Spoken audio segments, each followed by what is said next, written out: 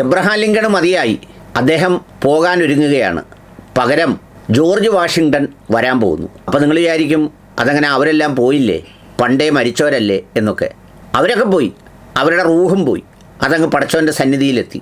പക്ഷേ വരുന്നത് കപ്പലുകളാണ്, പോകാൻ പോകുന്നതും കപ്പലാണ്. എബ്രഹാം ലിങ്കൺ കൊടിപിടിച്ച നിലയിൽ നേരെ ഹോർമുസ് കടലിടുക്കിൽ വന്നതാണ്.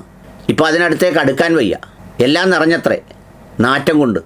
അതുപോലെ തന്നെ ഭക്ഷ്യസാധനങ്ങൾ ഒട്ടുമില്ല. പിന്നെന്ന് മാത്രമല്ല, രോഗങ്ങളടക്കമുള്ള പല പ്രശ്നങ്ങളും ഏതാണ്ട് 5000-ഓളം വരുന്ന സെയിലേഴ്സിനെ അലട്ടുന്നുണ്ടത്രേ.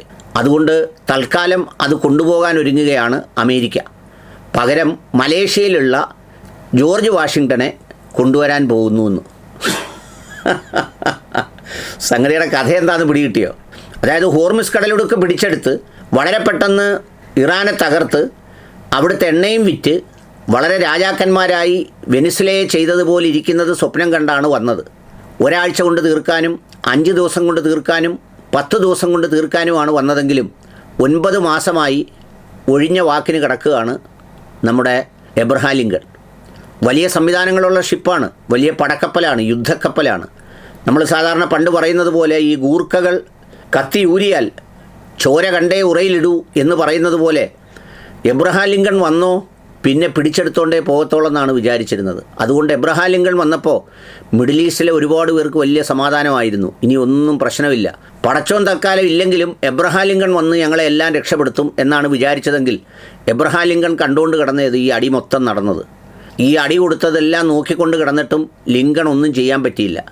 അവിടെ കിടന്ന് എന്ത് സംഭവിച്ചു എന്ന് ചോദിച്ചാൽ 10,000 ആളുകൾക്ക് ബാത്റൂമിൽ പോകണ്ടേ, 2-3 നേരം ബാത്റൂമിൽ പോകണം, ആഹാരം കഴിക്കണം. അതുപോലെ തന്നെ അവരിൽ പലരും രോഗമുള്ളവരുണ്ട്. അവസാനം അവരുടെ ബന്ധുക്കളെല്ലാവരും കൂടി ട്രംപിൻ്റെ ഓഫീസിൽ തുടരെ ഇമെയിലുകൾ അയക്കുകയും വലിയ വിഷയങ്ങൾ ഉണ്ടാക്കുകയും ഞങ്ങൾ തെരുവിലിറങ്ങും എന്ന് പറയുകയൊക്കെ ചെയ്തു. മച്ചമ്പിക്ക് വല്ലതും പറയാനൊക്കുവോ? അടുത്ത ബുധനാഴ്ച ജയിക്കും, എന്നിട്ട് നമുക്ക് കൊടി കെട്ടിക്കൊണ്ട് തിരിച്ചു വരാമെന്ന്. ഒരു രക്ഷയുമില്ല. അവസാനം ഈ പറഞ്ഞതുപോലെ ഒരു തീരുമാനമെടുത്തു. ഉടൻ തന്നെ എബ്രഹാം ലിങ്കണെ തിരിച്ചുവിടും. ലിങ്കൺ കുഴഞ്ഞു. ഇനി അതുകൊണ്ട് ജോർജ് വാഷിങ്ടനാണ് അടുത്ത വരാൻ പോകുന്നത്. വന്ന് പുള്ളി എന്തു ചെയ്യും? പുള്ളി ഇതുപോലെ കിടക്കും, കുറേ നാൾ കിടക്കും. ഇറാൻ പറഞ്ഞതുപോലെ ട്രംപ് പോകുന്നത് വരെ ചിലപ്പോൾ ഈ അടി നിന്നേക്കും. ഏതായാലും അങ്ങനെ കിടന്ന് ഇതുപോലെ നാറ്റമൊക്കെ എടുത്ത് നിറയുമ്പോൾ വീണ്ടും ചിലപ്പോൾ ഈ എബ്രഹാം ലിങ്കൺ വരും. അപ്പോൾ ജോർജ് വാഷിങ്ടൺ പോകും. ചിലപ്പോൾ അതിൻ്റെ ഇടയ്ക്ക് ബുഷ് വരും, ചിലപ്പം ബിൽ ക്ലിൻ്റൺ വരും. ഇങ്ങനെ ആളുകൾ വന്നുകൊണ്ടേയിരിക്കും. അതാണ് സ്ഥിതി. BBC അടക്കമുള്ള ചാനലുകൾ വളരെ കൗതുകകരവും രസകരവുമായി ഈ വാർത്ത പുറത്തുവിട്ടിട്ടുണ്ട്. അതായത് വന്ന ദിവസവും പോയ ദിവസവും ഒക്കെയാണ്. അദ്ദേഹം പറയുന്നത് ഒരു സെയിലർ, ഈ കപ്പലിനകത്തുണ്ടായിരുന്ന ഒരു സെയിലർക്ക് വരുമ്പോൾ 65 കിലോ ഉണ്ടായിരുന്നു. ഇപ്പോൾ അദ്ദേഹത്തിന് 29 കിലോയേ ഉള്ളത്രേ. ഒന്ന് ആലോചിച്ച് നോക്ക്. 65 കിലോ ഉള്ളവൻ 29 കിലോ ആകുമ്പോൾ ഉള്ള അവസ്ഥയൊന്ന് ആലോചിച്ച് നോക്ക്. എപ്പോഴും എയർക്രാഫ്റ്റിൻ്റെ ശബ്ദം, അതുപോലെ തന്നെ ഷിപ്പിൻ്റെ വൈബ്രേഷൻ. ഇതൊരു ചെറിയ കാര്യമല്ല. എന്ന് പറഞ്ഞാൽ ഒരു ഷിപ്പിനകത്ത് ഇങ്ങനെ തമ്പടിച്ച് കിടക്കുക എന്ന് പറയുന്നത് ഒരു നിസ്സാര കാര്യമല്ല. അങ്ങനെ കിടന്ന് അത് കുലുങ്ങി രാപകലില്ലാതെ 9 മാസം എന്ന് പറഞ്ഞാൽ എന്താ കഥ? ട്രംപിനിങ്ങനെ നാടുകളെ ചുറ്റി നടന്ന് വിടുന്ന വിടുവായിത്തരമൊക്കെ പറയാം. ഈ മനുഷ്യരുടെ അവസ്ഥ എന്തായിത്തീരും?